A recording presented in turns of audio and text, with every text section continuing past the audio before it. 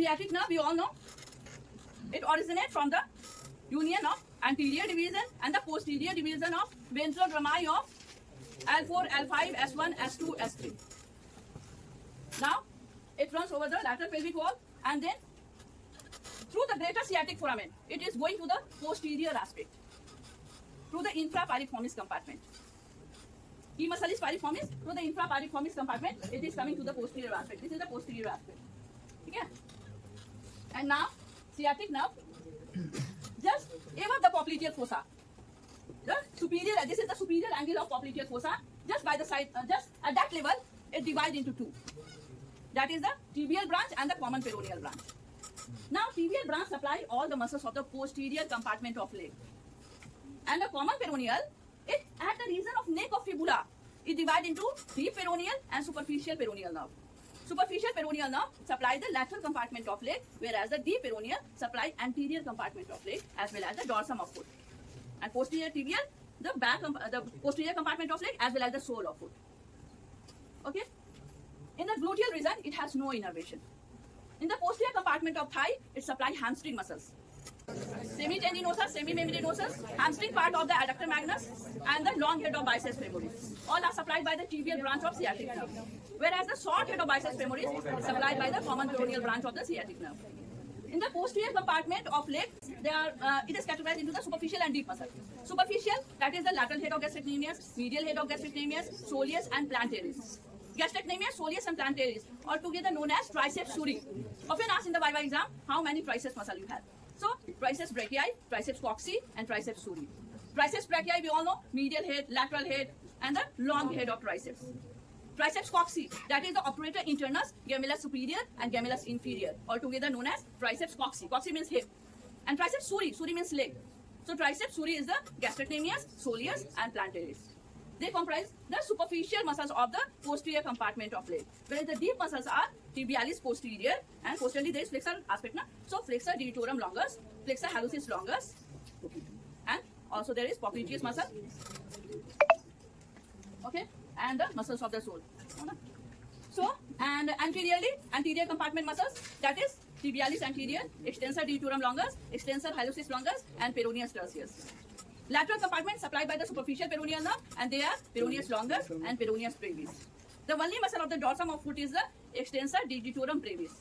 And the part going to the great toe is separately known as extensor hallucis brevis. And all are supplied by the deep peroneal nerve. Supply the motor part. And sensation carry from the first wave space. It is very important. First wave space, that is the in between, the skin in between the great toe and the second toe. That is known as first wave space. The cutaneous sensation from there is carried by the deep peroneal nerve. Okay? And on the lateral side of the leg, it is sural nerve.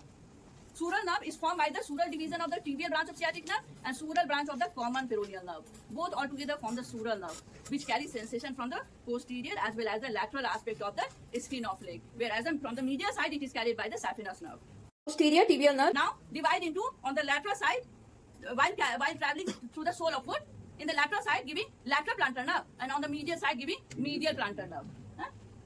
Medial plantar nerve, as it is going towards the great toe, is supplied the muscles of great toe.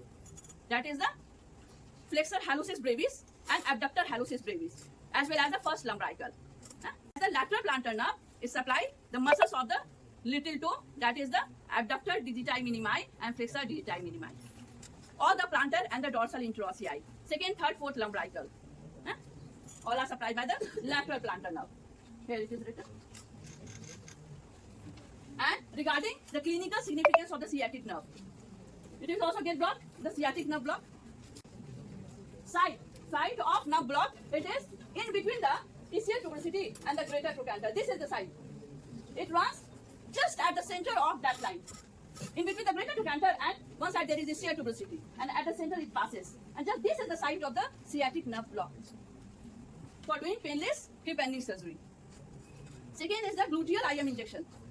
We usually give deep intramuscular injection in the gluteal region. And for, we have to make quadrant. Okay? So one line passing vertically downward from the highest point of the iliac crest. And second line is just in the middle of the highest point of the iliac crest and the ischial tuberosity.